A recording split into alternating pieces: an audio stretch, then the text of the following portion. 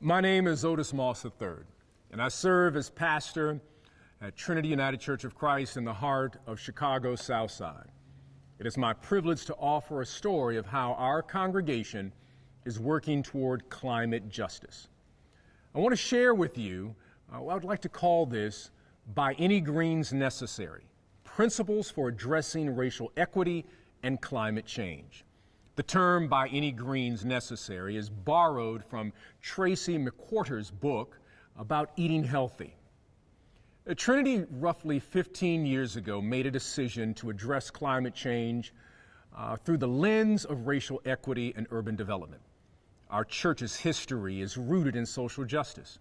Since 1961, we practice what is called liberation theology. We believe God has called us to address the needs of the poor, dispossessed, and marginalized, and place their needs at the heart of our spiritual practice. 15 years ago, we began a journey to reinvest in our community by addressing food insecurity, economic apartheid, mass incarceration, and climate change. Now, these are challenging issues. Now, let me share with you very briefly how we address these issues that are very entrenched in our nation. The first thing that we did is that we had to cast a vision. The earth is the Lord's and everything there within. We are stewards of this planet, not owners. And to be good stewards, we are required to build communities that are safe and healthy for future generations.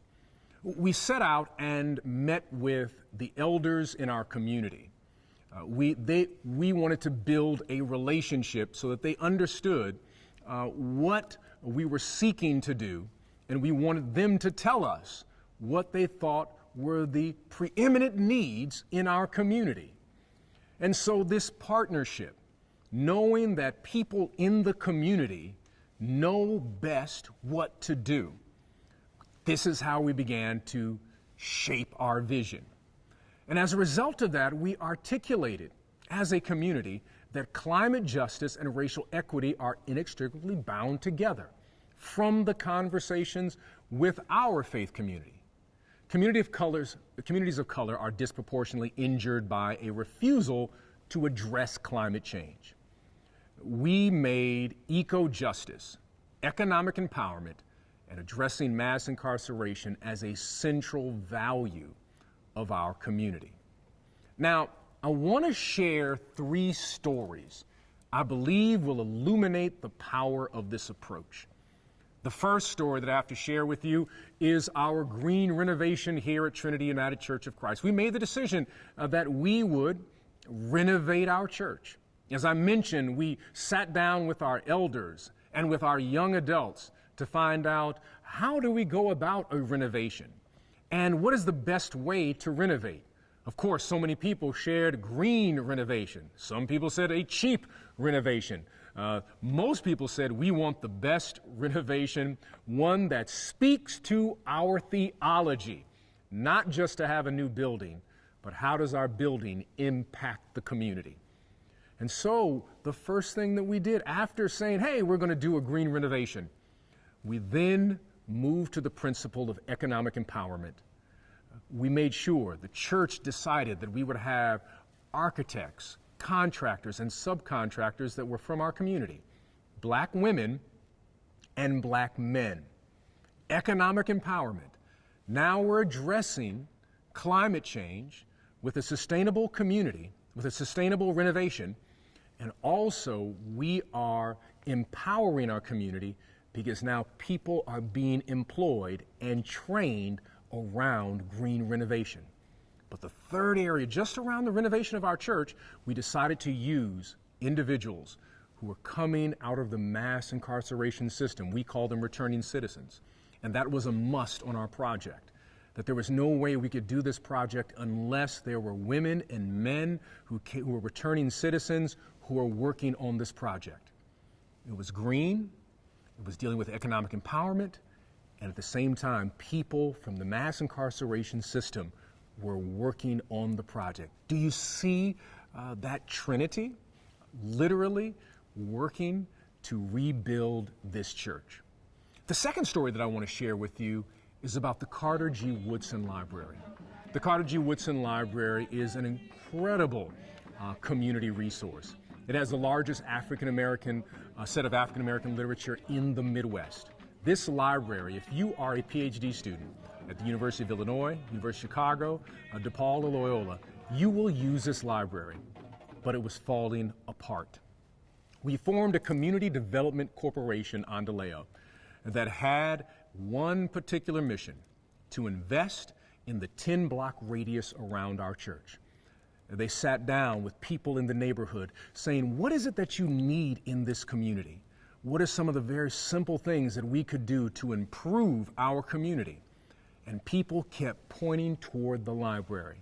And we knew that we needed to be a part of a team of people to renovate, develop, and improve this incredible community resource. It needed repair. So we sat down with the Library Commission. We had a meeting with them, community people, along with people from our Community Development Corporation and the Library Commission. And the people from the Library Commission said, we have no dollars. But our people did a great job of research. They said, well, you built 5 other libraries in different communities, but yet why wouldn't you build or renovate this library that has the largest collection of African-American literature in the Midwest? They left the meeting saying, we don't have the money. We shook hands. I said, thank you very much. The following Sunday, I got up into the pulpit and I told the congregation about our meeting. And I said, there's a Library Commission meeting coming up very soon. I think you should visit and share with them how you think that the library should be renovated and how disappointed you are that they cannot find the money. Now, when the meeting happened, I didn't go to the meeting, but I believe the meeting was over at 7:50. At 7:55, I received a call from the commissioner saying, could we meet immediately? Because at Library Commission meetings, no one usually shows up unless you're interested in the Dewey Decimal System or something of that nature. And so at the next meeting, a few days later, miraculously, the city, the county, and the state found $10 million to renovate Carter G. Woodson Library. And they quickly wanted to shake our hands and said, hey, we found the money, we're going to renovate the library. But the community had already come together and said that if we are going to renovate this library, there are 3 things that must happen. It must be a green renovation. We must use contractors, architects, subcontractors from the immediate community, and we also must use people who are coming out of the mass incarceration system, better known as returning citizens. The city replied to say, we've never seen this done before. There is no model. I just simply raised my hand and said, excuse me, our church did this. If a church that does not have the resources of a city or a state is able to do something green, empower the community, and use people coming from the mass incarceration system, then why can't the city create that kind of model? Well, long story short, let me just shorten it by saying this. They renovated the library.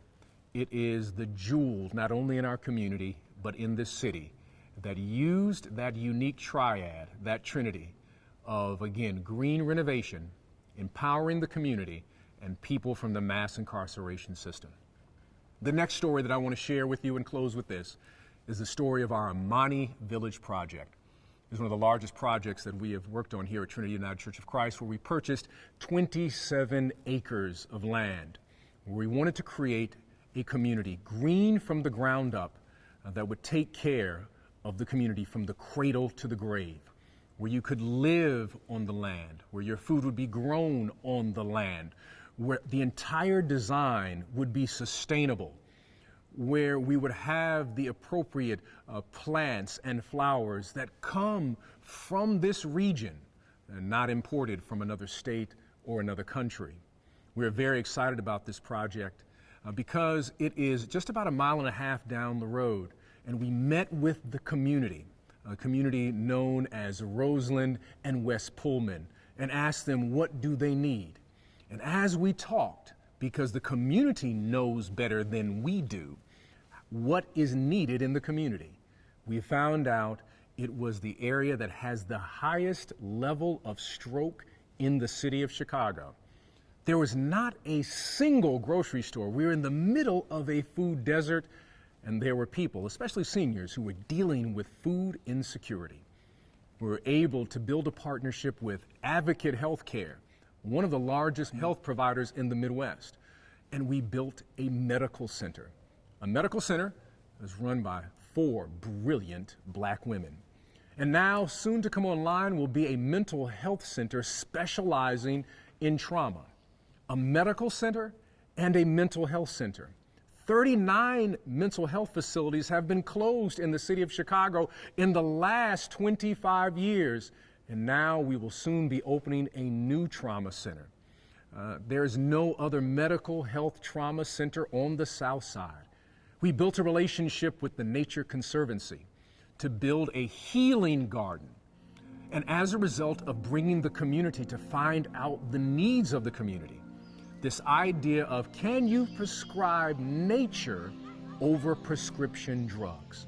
Right next to the medical facility will be a healing garden. It is a beautiful facility. We are just finishing the first phase, where we have finished the medical facility, and now we're moving to housing.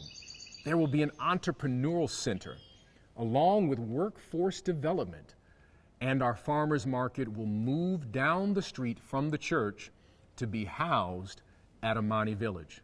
We'll eventually have an athletic center there, and the final piece will be a 5-acre urban farm. That is Imani Village. You cast the vision. You live your values of climate change and racial equity. You sit down with the community because the community knows better than we do. It should never be top down what the community needs, but it should be the grassroots up. So let me give this to you again. Build green, empower black, give grace to those who need a second chance, and this is by any greens necessary.